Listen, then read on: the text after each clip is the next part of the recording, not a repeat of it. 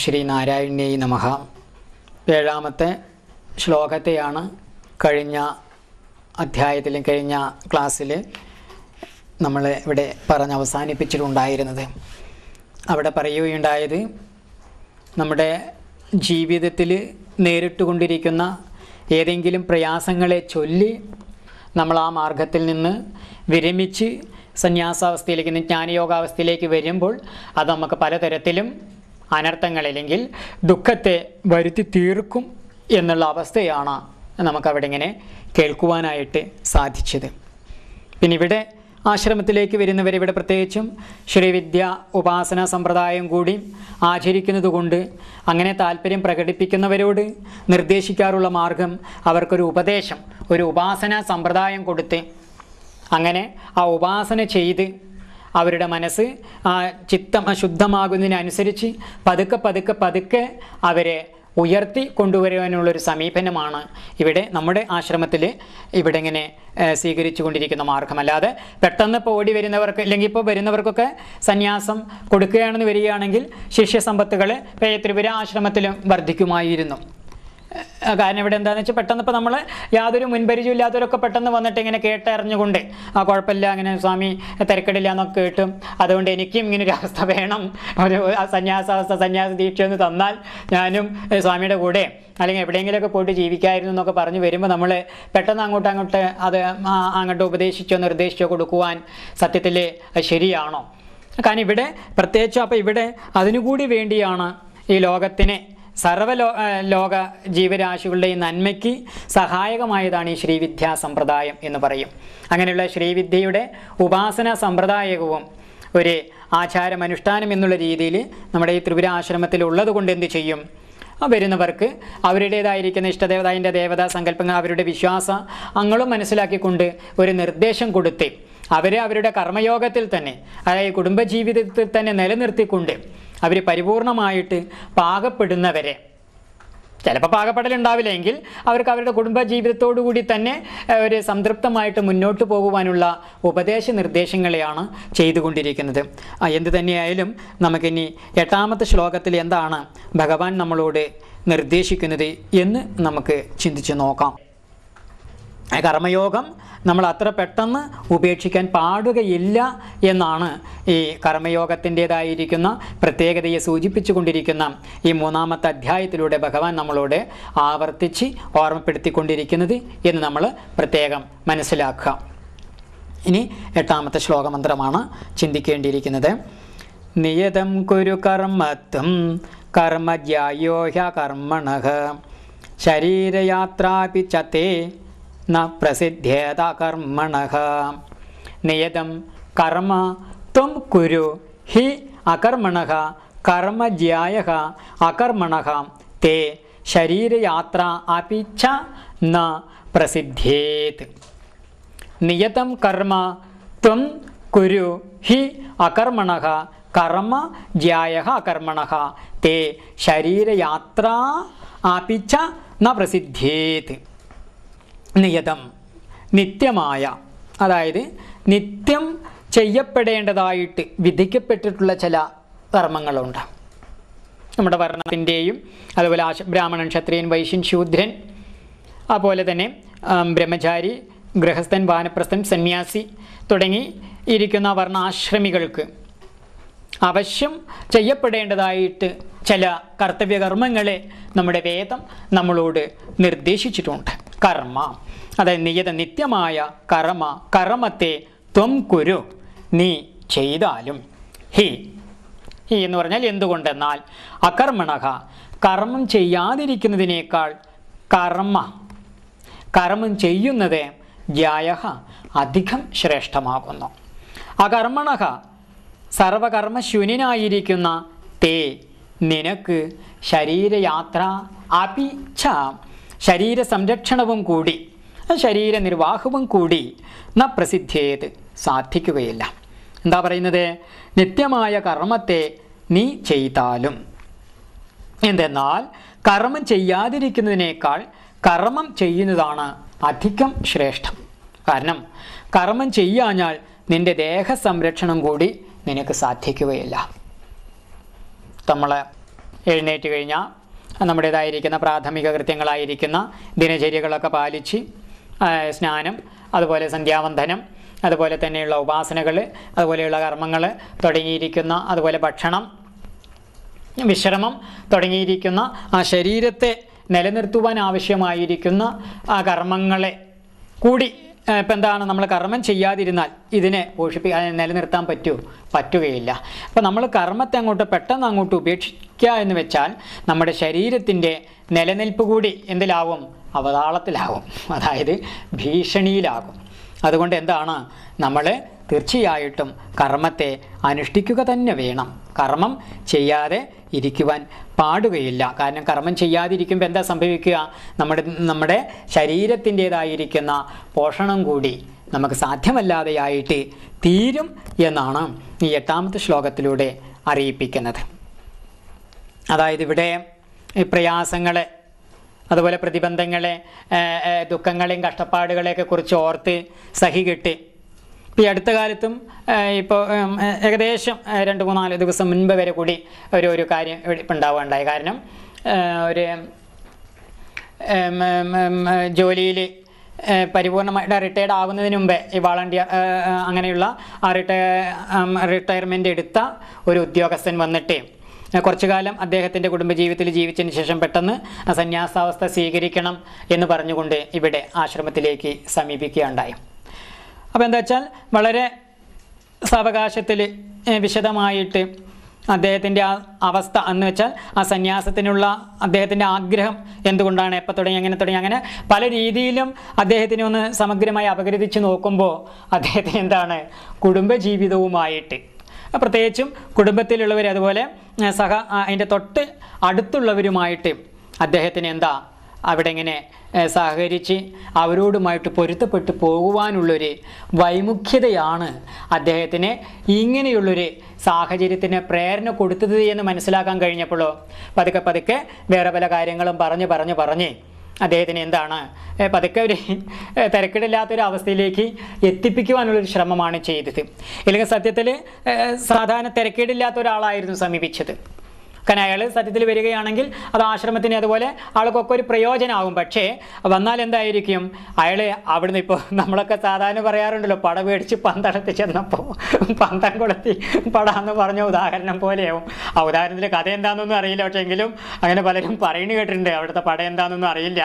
എന്ത് തന്നെയായാലും അങ്ങനെ ഇപ്പം നമ്മൾ കുടുംബത്തിലെ അതുപോലെ അടുത്തുള്ളവരുടെയും അവരെയൊന്നും സഹിക്കാൻ പറ്റാതെ ഓടി ഇവിടെ ആശ്രമത്തിൽ ഇല്ലെങ്കിൽ സന്യാസാവസ്ഥയിലേക്ക് ഇങ്ങോട്ട് വന്നാലോ അല്ലേ? നമുക്കൊരു കുടുംബത്തെയും അതുപോലെ ഒരു അയൽവാസി, ഒരു ചെറിയ സമൂഹത്തുമായിട്ട് പൊരുത്തപ്പെടാൻ പറ്റിയില്ല. ഈ സന്യാസാവസ്ഥ എന്ന് പറഞ്ഞാലോ മൊത്തം ലോകവുമായിട്ടുള്ള പൊരുത്തപ്പെടലാണ്. ഇല്ലെങ്കിൽ മൊത്തം ലോകവുമായിട്ട് സഹകരിച്ച് മുന്നോട്ട് പോകേണ്ട ഒരു തലമാണ് ഈ സന്യാസ തലം എന്ന് പറയുന്നത്. അപ്പോൾ ഒരു കുടുംബത്തെയും അതുപോലെ കുറച്ച് പേരെയും തൻ്റെ ഓഫീസിലുള്ളവരുമായിട്ട് പൊരുത്തപ്പെടാൻ പറ്റാത്തവന് പിന്നെ എങ്ങനെ ലോകമായിട്ട് പൊരുത്തപ്പെടാൻ പറ്റുക? അപ്പോൾ എന്തായിരിക്കും സംഭവിക്കുക? ആ വരുന്ന ആൾക്കും വരുന്ന ആളെ സ്വീകരിച്ച ആൾക്കും ആ ആളുകളെ കാണുന്ന ആളുകൾക്കൊക്കെ എന്തായിരിക്കും? തലവേദനയായിരിക്കും. അതിൽ ചെറിയൊരു കഥ ഉദാഹരണമായിട്ട് ഈ സന്ദർഭത്തിലൊക്കെ അവതരിപ്പിക്കാറുണ്ട്. അതായത് എന്താണെന്ന് വെച്ചാൽ, ഒരു കഥ പറഞ്ഞിട്ട് കുറേ കാലമായി, നമ്മൾ ഗീതോപദേശം തുടങ്ങിയിട്ട് വർഷങ്ങളായി. പക്ഷേ നമ്മളിപ്പോൾ അങ്ങനെ ഗീതോപദേശമല്ലാതെ കഥയൊന്നും കേൾക്കാറില്ല. അപ്പോൾ ഒരു ഉദാഹരണ കഥ നമുക്കൊന്ന് പറയാം. നിങ്ങളും ചിലപ്പോൾ കേട്ട കഥയായിരിക്കും ഈ സന്ദർഭം. അതായത് പെട്ടെന്ന് നമ്മുടെ കർമ്മയോഗത്തൊക്കെ അങ്ങോട്ട് ഉപേക്ഷിച്ച് ഈ സന്യാസ മാർഗത്തിലേക്ക് ഓടി വന്നുണ്ടാകുന്ന ഫലം എന്താണ് എന്നാണ്. അതായത് ഒരു ഗുരു ഉണ്ട്. അപ്പോൾ ആ ഗുരുവിൻ്റെ പ്രത്യേകത എന്താണെന്ന് വെച്ചാൽ, ഗുരുവിൻ്റെ ശിഷ്യന്മാരായി തീരുന്നവർക്കൊക്കെ മൂക്കുണ്ടാവില്ല എന്നുള്ളൊരു പ്രത്യേകതയാണ്. കാരണം എന്താണ്, ഗുരുവിനെ ഇപ്പോൾ ജന്മനയാണോ അതോ കാലക്രമത്തിലാണോ എങ്ങനെയാണോ സംഭവിച്ചതെന്ന് അറിയില്ല. നമ്മുടെ ഇവിടെ പറയുന്ന ഗുരുവിന് എന്തായാലും തൽക്കാലം മൂക്കില്ല, മുറിമൂക്കനാണ്. അതായത് മൂക്ക് ശരിക്ക് പൂർണ്ണമായിട്ട് മൂക്കില്ലാത്ത ഒരാളാണ്. അപ്പോൾ അദ്ദേഹം തൻ്റെ ശിഷ്യന്മാരെയൊക്കെ സ്വീകരിക്കുമ്പോൾ അവർക്ക് എന്താണ്, അപ്പോൾ ഇവിടെ ഇദ്ദേഹത്തിൻ്റെ ശിഷ്യന്മാർ ലോകത്തിലിങ്ങനെ വർദ്ധിച്ചു വരികയാണ്. പക്ഷേ അദ്ദേഹത്തിൻ്റെ ശിഷ്യത്വം സ്വീകരിച്ചു കഴിഞ്ഞാൽ എന്ത് സംഭവിക്കും? നല്ല മൂക്കോടുകൂടി പോയ ആളും പിന്നെ തിരിച്ചു വരുമ്പോഴെന്തായിരിക്കും? മൂക്കുണ്ടാവില്ല എന്നുള്ളൊരു സ്ഥിതിവിശേഷമാണ്. അപ്പോൾ എന്താണ്, അപ്പോൾ ഈ മൂക്ക് മുറിക്കാനായിട്ട് ശസ്ത്രക്രിയ ഒക്കെ നടത്തുവാനുള്ള അതിൻ്റെ ഉപകരണങ്ങളും അതുപോലെയുള്ള അതിൻ്റെ സ്ഥാപനങ്ങളൊക്കെ ഈ ആശ്രമത്തിന് ചുറ്റിപ്പറ്റി ലോകത്തിന് എന്താണ് ഒട്ടടങ്ക് വളരാൻ തുടങ്ങി. അതിൻ്റെ പ്രവർത്തകർ വളരാൻ തുടങ്ങി. കാരണം മൂക്ക് മുറിക്കാൻ പല സാധനങ്ങളൊക്കെ വേണമല്ലോ, അപ്പോൾ അതിന് ഔഷധം വേണം, അപ്പോൾ അതിന് പ്രവർത്തകർ വേണം എന്ന് പറഞ്ഞാൽ അതിൻ്റെ പ്രവർത്തനം അതിൻ്റെ സ്ഥാപനങ്ങളും ഒക്കെ ഇങ്ങനെ വളരെയേറെ ഉയർന്നു വരാനും തുടങ്ങി എന്നുള്ളതാണ്. അപ്പോഴോ ഇദ്ദേഹത്തിനെയാണെങ്കിലോ ശിഷ്യന്മാരും അതുപോലെ സമ്പത്തും അതുപോലെ സ്ഥാനമാനങ്ങളും ഒക്കെ ഇഷ്ടംപോലെ വർദ്ധിക്കാനും തുടങ്ങി. കാരണം അപ്പോൾ പക്ഷേ എന്താണെന്ന് വെച്ചാൽ വന്നു കഴിഞ്ഞാൽ പിന്നെ അവർക്ക് മൂക്കുണ്ടാവില്ല, ഈ ഒരു കുഴപ്പമേ ഉള്ളൂ. അപ്പോൾ അങ്ങനെ ഇരിക്കുമ്പോൾ നല്ല സമർത്ഥനായിരിക്കുന്ന വേറൊരാൾ കൂടി ഉണ്ടായിരുന്നു. അയാൾക്ക് ഈ പോലെ എന്താണ്, അയാൾക്കും ബ്രഹ്മത്തെ, കാരണം എന്താ വെച്ചാൽ ബ്രഹ്മത്തെ കിട്ടാൻ വേണ്ടിയിട്ടാണല്ലോ സത്യത്തിൽ സന്യാസാവസ്ഥയിലേക്ക് വരുന്നത്. ഇല്ലെങ്കിൽ അതിനെയാണല്ലോ ഗുരുക്കന്മാർ സന്യാസ ദീക്ഷ കൊടുക്കുക എന്ന് പറയുന്നത്, ബ്രഹ്മാനുഭവത്തെ കൊടുക്കുക എന്നാണ്, അല്ലെങ്കിൽ ബ്രഹ്മാനുഭവത്തെ ബോധിപ്പിക്കുക എന്നുള്ളതാണ്. ബ്രഹ്മോപദേശമാണ് ഈ സന്യാസോപദേശത്തിലൂടെ. അത് ബ്രഹ്മചര്യോപദേശത്തിൽ നിന്ന് തന്നെ സത്യത്തിൽ നമുക്ക് ആ ബ്രഹ്മോപദേശം കിട്ടും. ആ ബ്രഹ്മോപദേശത്തെ പിന്നെ സാക്ഷാത്കരിക്കുന്ന തലമാണ് സന്യാസാവസ്ഥ. എന്തു തന്നെയായാലും ഈ ഒരു ഇഷ്ടൻ പോയി. അപ്പോഴോ ഗുരുവിനെ ദീർഘദണ്ഡ നമസ്കാരമൊക്കെ ചെയ്തു. അപ്പോൾ എന്താ ഗുരുവിനോട് പറഞ്ഞു, എനിക്ക് ഈ ബ്രഹ്മാനുഭവം വേണമെന്ന് പറഞ്ഞാൽ എന്താ അതിൻ്റെ അർത്ഥം? ബ്രഹ്മത്തെ കിട്ടണമെന്ന് പറഞ്ഞാൽ എന്താ അർത്ഥം? എന്താ ബ്രഹ്മം എന്ന് പറഞ്ഞാൽ ദുഃഖത്തിൻ്റെ സ്പർശമില്ലാത്ത ആനന്ദത്തിൻ്റെ അനുഭവത്തെയാണ് ബ്രഹ്മാനുഭവം എന്ന് പറയണത്. എന്താണ്? ദുഃഖത്തിൻ്റെ കലർപ്പില്ല, ദുഃഖത്തിൻ്റെ സ്പർശമില്ലാത്ത സുഖത്തിൻ്റെ അനുഭൂതി എന്നുവെച്ചാൽ ആനന്ദം മാത്രം കട്ടിപിടിച്ചിരിക്കുന്ന അവസ്ഥ, അതാണ് ഈ ബ്രഹ്മാനുഭൂതി അല്ലെങ്കിൽ ബ്രഹ്മാനുഭവം എന്ന് പറയണത്, നൈമിഷികമല്ല അത്. അപ്പോൾ ബ്രഹ്മാനുഭവം വേണം, അതിന് വേണ്ടിയിട്ടാണ് ഈ സഞ്ചാരി. അപ്പോഴാണ് തൻ്റെ അടുത്ത് ശിഷ്യൻ വന്നു. ആ ഉപദേശമാണ് നമ്മൾ ഈ സന്യാസാവസ്ഥയിൽ നിന്ന്, ഇല്ലെങ്കിൽ ആശ്രമത്തിൽ വരുമ്പോൾ നമ്മൾ ഈ ഉപദേശത്തിലൂടെയും അതുപോലെ വരുന്നവരുടെ യോഗ്യതയും അർഹതയും പാകതയും നോക്കി അവർക്കൊക്കെ ഒരേ അതല്ല, അധികാരി ഭേദത്തിനനുസരിച്ച് ഉപാധി ഭേദമാണ്. ഒരു സമ്പ്രദായമൊന്നും അല്ല നമ്മുടെ സങ്കല്പത്തിൽ അല്ലെങ്കിൽ സമ്പ്രദായത്തിലുള്ളൂ. കാരണം വ്യത്യസ്തൻ ചിന്താഗതിക്കാർ അതുപോലെ സംസ്കാരത്തിന് അനുസൃതമായിട്ടാണ് നമ്മുടേതായിരിക്കുന്ന മനുഷ്യവർഗത്തിൻ്റെ നിലനിൽപ്പ്. അപ്പോൾ അവരുടെ സംസ്കാരത്തിനും അവരുടെ ജീവിത സാഹചര്യത്തിനും അനുസൃതമായ രീതിയിൽ അവർക്ക് പറ്റിയൊരു മാർഗത്തെ വേണം നിർദ്ദേശിച്ചു കൊടുക്കാമെന്നാണ്. അങ്ങനെ ആ സുഗമമായ വഴിയിലൂടെ വന്ന് അവർ യഥാർത്ഥമായ വഴിയിലേക്ക് എത്തിച്ചേരുകയാണ് വേണ്ടത്. എന്തു തന്നെയായാലും ഇതേപോലെ നമ്മുടെ ആ മുറിമൂക്കനായിരിക്കുന്ന ആ ഗുരുവിൻ്റെ അടുക്കൽ എന്താണ് പൂർണ്ണമൂക്കനായിരിക്കുന്ന ഒരു ശിഷ്യൻ, ഇതുപോലെ അപ്പോഴേക്കും എന്താണ് സ്ഥിതി നമ്മൾ മനസ്സിലായി. ഇഷ്ടംപോലെ ശിഷ്യസമ്പത്തൊക്കെ വർദ്ധിച്ചിരിക്കുന്ന സാഹചര്യമാണ്. അപ്പോൾ ഗുരുവിനെ ദീർഘദണ്ഡ നമസ്കാരം ചെയ്ത് തനിക്കും ബ്രഹ്മാനുഭവം വേണം, ബ്രഹ്മാനുഭൂതി വേണം, ഞാൻ അങ്ങയുടെ ശിഷ്യനായിട്ട് കുറേ കാലമായില്ലേ, എനിക്ക് മാത്രം എന്താ അങ്ങ് ബ്രഹ്മാനുഭവം തരാത്തേ എന്ന് പറയുകയാണ്, ബ്രഹ്മത്തെ എന്താണ് കാണിച്ചു തരാത്തേ എന്ന് പറയുകയാണ്. അപ്പോൾ ഗുരു ശിഷ്യനെ ഒന്ന് അടി മുതൽ മുടി വരെ ആരും കാണാത്ത പോലെ ഒന്ന് ശരിക്കും നോക്കണം. ഇങ്ങനെ നോക്കിയപ്പോഴോ ഗുരുവിൻ്റെ ദൃഷ്ടി അവസാനം പതിച്ചത് എവിടെയാണ്? ശിഷ്യൻ്റെ മൂക്കിലാണ്.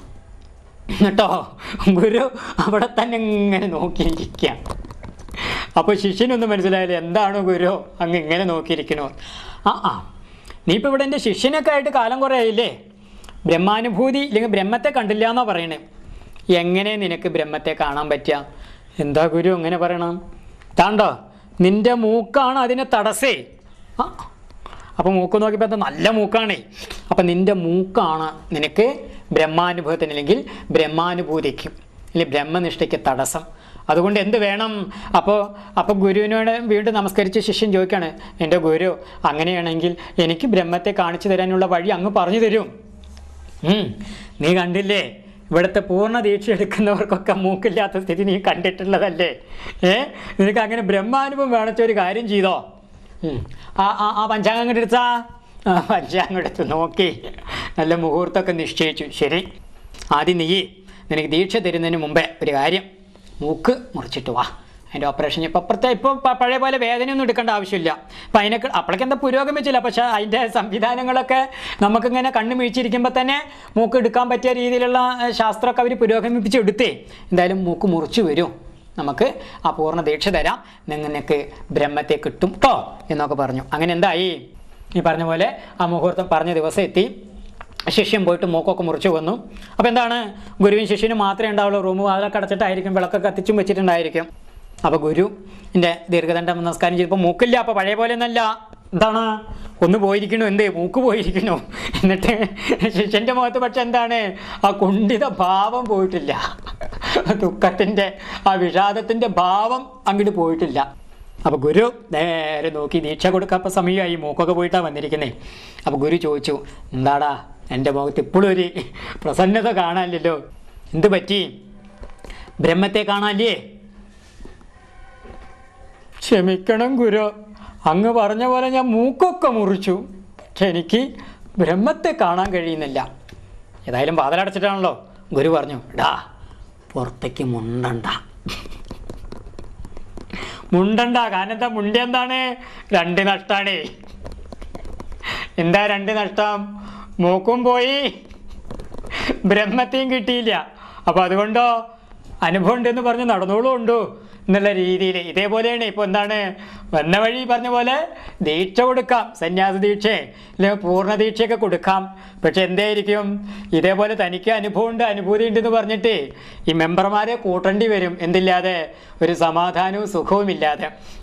എന്തു തന്നെയായാലും ഇവിടെ ഒരുവനെ വിധിക്കപ്പെട്ടിട്ടുള്ളതും അതുപോലെ ശാസ്ത്രോക്തമായിട്ടുള്ളതും ഇന്ന ഫലത്തെ കൊടുക്കുമെന്ന് ശ്രുതിയിൽ പറയപ്പെടാത്തതുമായതാണ് നിത്യകർമ്മം. ആ നിയതമായ കർമ്മത്തെ ഹേ അർജുന നീ ചെയ്യണം. എന്തെന്നാൽ കർമ്മം ഫലത്തോടു കൂടിയതാകയാൽ അകർമ്മത്തേക്കാൾ ശ്രേഷ്ഠമാകുന്നു. കർമ്മം ചെയ്യാതിരിക്കുക എന്നുള്ളത് എന്താണ്? ശ്രേഷ്ഠമായിട്ടാണോ അപ്പോൾ നമ്മളൊക്കെ വിചാരിച്ചിരിക്കുന്നത്? എങ്കിൽ കർമ്മയോഗത്തേക്കാൾ ഒരിക്കലും ആ കർമ്മം ശ്രേഷ്ഠമായിട്ട് തീരുന്നില്ല. കാരണം കർമ്മം ചെയ്യാതിരുന്നാൽ നിൻ്റെ ശരീരസ്ഥിതി കൂടി സാധിക്കില്ല. അതുകൊണ്ടോ കർമ്മം ചെയ്യണം. ചെയ്യാഞ്ഞാലുമുള്ള വ്യത്യാസം നമുക്ക് നമ്മുടെ അനുഭവത്തിൽ തന്നെ ബോധ്യമാകുന്നൊരു വിഷയമാണ്. അതുകൊണ്ട് എന്താണ് അർജുന, നീ ക്ഷത്രിയനാണ്. അതുകൊണ്ട് നിൻ്റെ ക്ഷാത്രധർമ്മം യുദ്ധം ചെയ്യുക. അതായത് ലോകരക്ഷയ്ക്ക്, അതായത് ദേശരക്ഷയ്ക്ക് ആവശ്യമായിട്ട് യുദ്ധം അനിവാര്യമായിട്ട് തീരുമ്പോൾ ആ സന്ദർഭത്തിൽ എന്താണ്, യാതൊരു തിരിഞ്ഞു നോട്ടവുമില്ലാതെ നീ ധീരമായിട്ട് പോരാടുക തന്നെ വേണം. അതായത് ബ്രാഹ്മണൻ പഠിപ്പിക്കുക എന്നുള്ളത്, ക്ഷത്രിയൻ ഭരിക്കുക എന്നുള്ളത്, വൈശ്യൻ വ്യാപാരം എന്നുള്ളത്, ശൂദ്രൻ സേവനം എന്നുള്ളത്. അതുപോലെ ബ്രഹ്മചാരി കുട്ടി ഗുരു ശുശ്രൂഷയും വേദാധ്യയനവും, ഗൃഹസ്ഥൻ പഞ്ചയജ്ഞങ്ങളും 6 കർമ്മങ്ങളും, ഏകപത്നി വ്രതവും, ഗൃഹസ്ഥയ്ക്ക് പാതിവൃത്യവും, അതുപോലെ വാനപ്രസ്ഥൻ തപസ്, സ്വാധ്യായം, ഉപാസന, അതുപോലെ സന്യാസി ബ്രഹ്മനിഷ്ഠ തുടങ്ങിയിരിക്കുന്ന ഈ കർത്തവ്യകർമ്മങ്ങൾ, ഈ നിയതമായിരിക്കുന്ന കർത്തവ്യകർമ്മങ്ങൾ എന്താണ് ആവശ്യം നീ അനുഷ്ഠിക്കുക തന്നെ വേണം. യാതൊരു കാരണവശാലും അതിൽ നിന്ന് നീ പിന്തിരിയുവാൻ പാടുകയില്ല എന്ന് അർജുനനോട് ഭഗവാൻ നിർദ്ദേശിക്കുകയാണ്.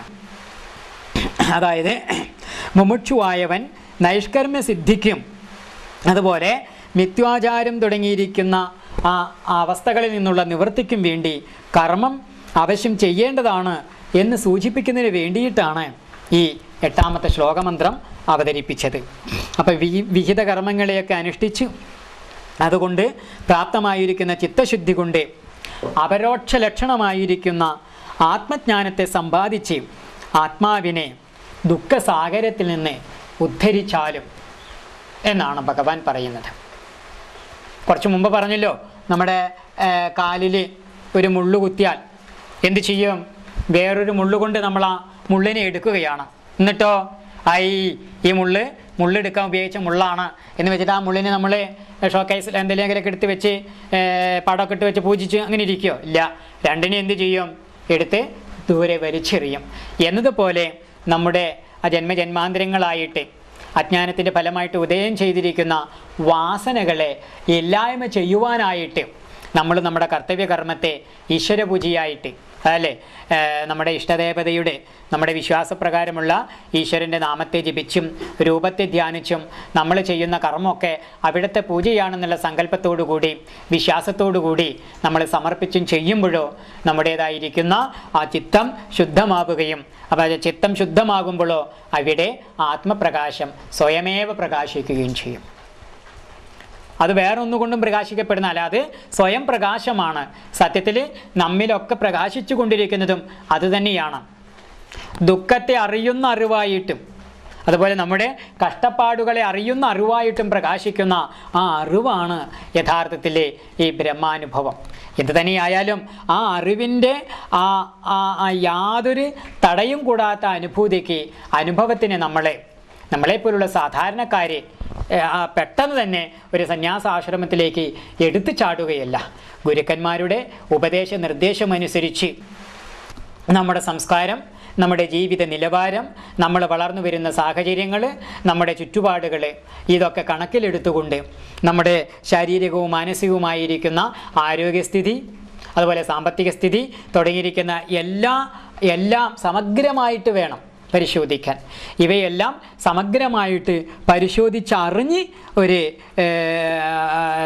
ശക്തമായ അല്ലെങ്കിൽ നമുക്ക് ഏറ്റവും ഗുണകരമായിരിക്കുന്ന ഒരു ഉപദേശം എന്താണെന്ന് മനസ്സിലാക്കി അതിന് ഗുരുവിൽ നിന്ന് സ്വീകരിച്ചിട്ട് വേണം നമ്മൾ നമ്മുടെ ജീവിതമാകുന്ന വൃത്തിയിൽ ഏർപ്പെട്ട് മുന്നിലേക്ക് പോകാൻ. അപ്പോഴെന്താണ് നമുക്ക് ഈ പറയുന്നത് പോലെയുള്ള കൃതാർത്ഥതയും അതുപോലെ സംതൃപ്തിയും പൂർണ്ണതയും ഒക്കെ നേടാൻ പറ്റും എന്ന് ഈ ഗീതോപദേശം നമ്മളോട് ഓർമ്മപ്പെടുത്തുകയാണ്. എന്ത് തന്നെയായാലും ഇവിടെ ഈ ആത്മാവിനെ ദുഃഖസാഗരത്തിൽ നിന്ന് ഉദ്ധരിക്കേണ്ട കർമ്മം ഉദ്ധരേത് ആത്മാനം അവസാദയേത് എന്ന് ഗീത തന്നെ വെളിപ്പെടുത്തുന്നതുകൊണ്ട് നമ്മെ ഉദ്ധരിക്കുവാൻ സാധിക്കുകയുള്ളൂ. അതിനെ വേറൊരാൾക്കും സാധ്യമല്ല. ഗുരുവായാലും അതുപോലെ ശാസ്ത്രങ്ങളായാലും ഏതായാലും അതെല്ലാം വെറും വഴികാട്ടികൾ മാത്രമാണ്. ആ കാണിച്ചു തരപ്പെടുന്ന വഴിയിലൂടെ സഞ്ചരിക്കേണ്ടത് നമ്മളാണ്. അപ്പോൾ ആ കാണിച്ചു തരുന്ന വഴിയിലൂടെ സഞ്ചരിക്കുമ്പോൾ മാത്രമാണ് നമ്മൾ തേടുന്നതായിരിക്കുന്ന നമ്മുടേതായിരിക്കുന്ന ആ യഥാർത്ഥമായിരിക്കുന്ന ലക്ഷ്യം നമുക്ക് ഏവർക്കും ഒന്നുപോലെ സാക്ഷാത്കരിക്കുവാനായിട്ട് സാധിക്കുക. അപ്പം ഇവിടെ ആത്മാവിൻ്റെ മോക്ഷത്തിനായിക്കൊണ്ട് തന്നെ കർമ്മം ചെയ്യണമെന്ന് ഈ 8ാമത്തെ ശ്ലോകം നമ്മളോട് ഒന്നുകൂടി ആധികാരികമായിട്ട് ഓർമ്മപ്പെടുത്തുകയാണ് ചെയ്തത്. ഇനി 9ാമത്തെ ശ്ലോകത്തിൽ എന്താണ് പറയുന്നത്? അതായത് കർമ്മം ബന്ധകരമാകയാൽ ചെയ്യപ്പെടേണ്ട എന്ന് വിചാരിക്കുന്നുവെങ്കിൽ അതും ശരിയല്ല. എങ്ങനെയെന്ന്, അതായത് കെട്ടുകളായതു കർമ്മം പുരുഷനു കെട്ടുകളറ്റേ മുക്തി വരൂ ദൃഢം. നമ്മൾ കേട്ടിട്ടുണ്ടല്ലോ. അപ്പം നമ്മളെ ഈ ലോകത്തിൽ ബന്ധിപ്പിക്കുന്നതായിരിക്കുന്ന ഘടകം കർമ്മമാണ്. അതുകൊണ്ട് അങ്ങനെയുള്ള കെട്ടുകൾ കൂട്ടുവാൻ സഹായിക്കുന്ന കർമ്മം, അത് കെട്ടാകുവാൻ സഹായകമാകുന്നതിൽ ആ കെട്ടിൽ പെടാതിരിക്കുവാൻ വേണ്ടിയിട്ട് കർമ്മം ചെയ്യാതിരിക്കാം എന്ന് വ്യാമോഹിച്ചുകൊണ്ട് കർമ്മം ചെയ്യാതിരിക്കരുത്. എന്താണ് അത് ശരിയല്ല, എന്താണ് അതിന് കാരണമെന്ന് 9ാമത്തെ ശ്ലോകത്തിൽ പറയുകയാണ്. എന്താണ് ആ 9ാമത്തെ ശ്ലോകം എന്നുകൂടി നമുക്കൊന്ന് ചിന്തിച്ചു നോക്കാം. യജ്ഞാത്താത് കർമ്മണോന്യത്ര ലോകോയം കർമ്മബന്ധനഃ തദർത്ഥം കർമ്മ കൗന്ദേയ മുക്തസംഗസമാചര. യജ്ഞാർത്ഥാത് കർമ്മണഃ അന്യത്ര അയം ലോകഃ കർമ്മബന്ധനഃ തദർത്ഥം കർമ്മ ഹേ കൗന്ദേയ മുക്തസംഗഃ സമാചര. യജ്ഞാർത്ഥാത് ഈശ്വരാരാധനാർത്ഥമായ പറഞ്ഞു. നമ്മൾ ഈശ്വരാർപ്പണമായിട്ട് ഭഗവാന്റെ നാമത്തെ ജപിച്ചും രൂപത്തെ ധ്യാനിച്ചും ചെയ്യുന്ന കർത്തവ്യകർമ്മത്തെയൊക്കെ ഈശ്വരപൂജയായിട്ട് അനുഷ്ഠിക്കുക. ഭഗവാന്റെ തൃപ്തി എന്ന് പറഞ്ഞാൽ സത്യത്തിൽ ആരുടെ തൃപ്തിയാണ്? നമ്മുടെ തൃപ്തിയാണ്, ആത്മതൃപ്തിയാണ്. ഇപ്പോൾ ഒരു പൂജ ഒരു കർമ്മം ഇതൊക്കെ നമുക്കിപ്പോൾ തൃപ്തിയായോ എന്ന് നോക്കാം. അപ്പോൾ നമുക്ക് ഈ പ്രശ്നം വയ്ക്കേണ്ടേ അല്ലെങ്കിൽ മറ്റാരും പറയേണ്ട ആവശ്യമൊന്നുമില്ല. ഒരു കർമ്മം അങ്ങോട്ട് കഴിഞ്ഞതിന് ശേഷം നമുക്കൊരു സംതൃപ്തി അനുഭവവേദ്യമായെങ്കിൽ എന്താണ് ആ കർമ്മം? അത് ഈശ്വരപ്രസാദം, അത് നമ്മൾ ചെയ്ത കർമ്മം സഫലമായി എന്ന് തന്നെയാണ് അതിൻ്റെ അർത്ഥം. അപ്പം നമ്മുടെ മനസ്സിന് ഒരു തൃപ്തി ഉണ്ടായാൽ അത് പൂർണ്ണതയുടെ ഫലമാണ്. അപ്പോൾ ഈശ്വരപ്രസാദം എന്ന് പറഞ്ഞാൽ ഈശ്വരൻ അപ്പോൾ പുറത്തിരുന്നിട്ടൊന്നുമല്ല സത്യത്തിൽ പ്രസാദിക്കുന്നതും അനുഗ്രഹിക്കുന്നതും. നമ്മുടെ അന്തര്യാമിയായിട്ട് നമ്മുടെ ഉള്ളിലിരുന്നു കൊണ്ട് നമ്മളെ തന്നെ സംതൃപ്തമാക്കി അനുഗ്രഹിച്ചു കൊണ്ടാണ് ആ ഭഗവാൻ സർവ്വത്തിലും നിറഞ്ഞു നിൽക്കുന്നതായിരിക്കുന്ന ആ ആത്മചൈതന്യത്തെ നമുക്ക് ബോധ്യമാകുവാൻ വേണ്ടിയിട്ട് നമ്മളിൽ പ്രവർത്തിക്കുകയാണ് ചെയ്യുന്നത്. ഇത് തന്നെയായാലും ഈശ്വരാരാധനാർത്ഥമായ കർമ്മണഃ കർമ്മത്തിൽ നിന്ന് അന്യത്ര അന്യമായ കാമ്യകർമ്മത്തിൽ പ്രവർത്തിക്കുന്ന അയം ലോകഃ ഈ ലോകം കർമ്മബന്ധനഃ കർമ്മത്താൽ ബന്ധിക്കപ്പെട്ടിരിക്കുന്നു. തദർത്ഥം ഈശ്വരാരാധനാർത്ഥമായിട്ട് കർമ്മത്തെ ഹേ കൗന്ദേയ, അല്ലയോ കുന്തിപുത്ര, മുക്തസംഗഹ, നിഷ്കാമനായിട്ട് സമാചര, നല്ലവണ്ണം ചെയ്യുക എന്ന് ഭഗവാൻ നിർദ്ദേശിക്കുകയാണ്. അതായത് ഈശ്വരാരാധനാർത്ഥമായ കർമ്മത്തിൽ നിന്ന് മാമനുസ്മരയുധ്യച, ഗീതയിലെ പ്രധാനമായ ഇപ്പോൾ ഒറ്റവാക്യത്തിൽ എന്താണ് ഗീതോപദേശം എന്ന് വെച്ചത് പറഞ്ഞാൽ മതി നമുക്ക്. എന്താണ്? മാമനുസ്മരയുധ്യച, യുദ്ധമാണെങ്കിൽ കൂടി എന്നെ സ്മരിച്ച് ചെയ്യാനാണ് പറഞ്ഞിരിക്കുന്നത്. അല്ലേ? ഒരാൾ 2 കൊടുക്കേണ്ടി വരികയാണെങ്കിലേ ഭഗവാനെ സ്മരിച്ച് ഭഗവാന്റെ നാമം ജപിച്ച് നല്ല മർമ്മം നോക്കിയാൽ തന്നെ നല്ല കുത്തണം എന്നാണ് അതിൻ്റെ അർത്ഥം. എന്ന് വെച്ചെന്താണ്? ആ നേരെ മറിച്ച് ഇങ്ങനെ എനിക്ക് ഇടിക്കേണ്ടി വന്നല്ലോ എന്നൊക്കെ വിചാരിച്ച് നമ്മൾ ഒടിഞ്ഞു തൂങ്ങി വിഷാദം പറഞ്ഞിട്ടാണോ ഒന്നങ്ങോട്ട് തലോടുന്നത് വെച്ചാലോ അവൻ പിന്നെ തലോടാൻ നമുക്ക് അങ്ങോട്ടൊരു അവസരം കൊടുക്കാൻ പറ്റാത്ത രീതിയിൽ തിരിച്ച് ഇങ്ങോട്ട് ഇടിക്കും എന്നുള്ളതാണ്. അതുകൊണ്ടോ എന്തേലും ചെയ്യേണ്ടി വരികയാണെങ്കിൽ അത് ഭഗവാന്റെ നാമവും ജപിച്ച് ഭഗവാനെ ഇത് അങ്ങ് കാരണമാണല്ലോ എനിക്ക് ചെയ്യാൻ കഴിഞ്ഞു എന്നുള്ള രീതിയിൽ ഇപ്പോൾ വീട്ടിൽ ഇപ്പോൾ ഇത് കേട്ടുകൊണ്ടിരിക്കുന്നത് പരസ്പരം അങ്ങോട്ടും ഇങ്ങോട്ടും ഇടി തുടങ്ങരുതേ.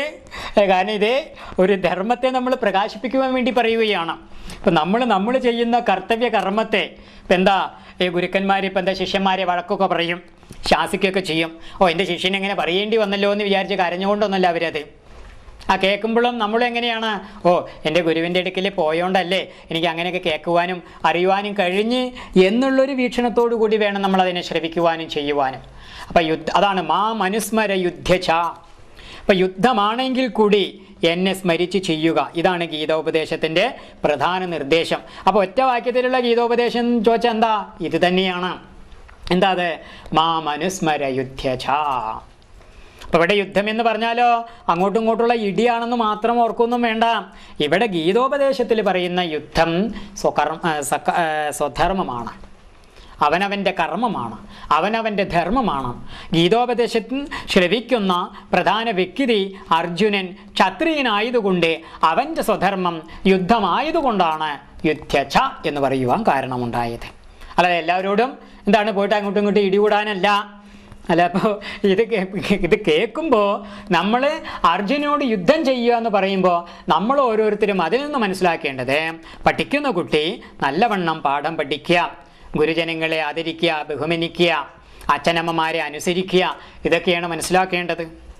അല്ലാതെ എന്താണ് അധ്യാപകരോടും അതുപോലെ മാതാപിതാക്കളോടും എന്നിട്ട് ഏതായാലും യുദ്ധം ചെയ്യാനല്ലേ ഗീതോപദേശം പറഞ്ഞുകൊണ്ടിരിക്കുന്നത്, അവരോടൊക്കെ ഇങ്ങോട്ട് വിളിച്ച് അങ്ങോട്ട് പോയിട്ട് അങ്ങോട്ട് ആക്രമണം ചെയ്തുകൊണ്ടിരിക്കുക എന്നുള്ളൊരർത്ഥമല്ല. ഇവിടെ ഭഗവാൻ അർജുനോട് യുദ്ധം ചെയ്യുക എന്നുള്ള ഓരോ സന്ദർഭത്തിലും നമ്മൾ ഓരോരുത്തരും നമ്മുടേതായിരിക്കുന്ന സ്വധർമ്മം ചെയ്യുക എന്നുള്ള താല്പര്യത്തെ വേണം മനസ്സിലാക്കുവാൻ.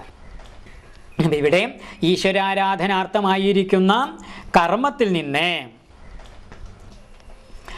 അതായത് അന്യമായ കാമ്യകർമ്മങ്ങളാൽ ഈ ലോകം ബന്ധിക്കപ്പെടുന്നു. അതായത് ഈ കർമ്മം ചെയ്താൽ എനിക്ക് നല്ല ജോലി കിട്ടും, നല്ല ജോലി കിട്ടിയാൽ എന്താണ്? നല്ല പണം കിട്ടും, നല്ല പണം കിട്ടിയാലോ നല്ല വീടും അതുപോലെ ആധുനികമായിരിക്കുന്ന എല്ലാ സൗകര്യങ്ങളൊക്കെ ഉണ്ടാവും. അപ്പോൾ അതിനനുസരിച്ച് ഇണയെയും കൂടി അതിലങ്ങോട്ട് ജീവിച്ച് നല്ല പുത്രോത്പാദനങ്ങളൊക്കെ ചെയ്ത് നല്ല രീതിയിൽ അടിപൊളി എന്നൊക്കെ പറഞ്ഞ പോലെ സന്തോഷിച്ച് അങ്ങനെ കിട്ടി ജീവിക്കാം അല്ലേ? കാരണം സംസർഗദോഷം എന്നാണല്ലോ ആശ്രമത്തിലേക്ക് ഇപ്പം ഞാൻ മാത്രം ഇരിക്കല്ലേ, പലരും വന്ന് കയറുന്നുണ്ട്. അപ്പോൾ പലരും അടിപൊളി എന്നൊക്കെ പറയാറുണ്ട്.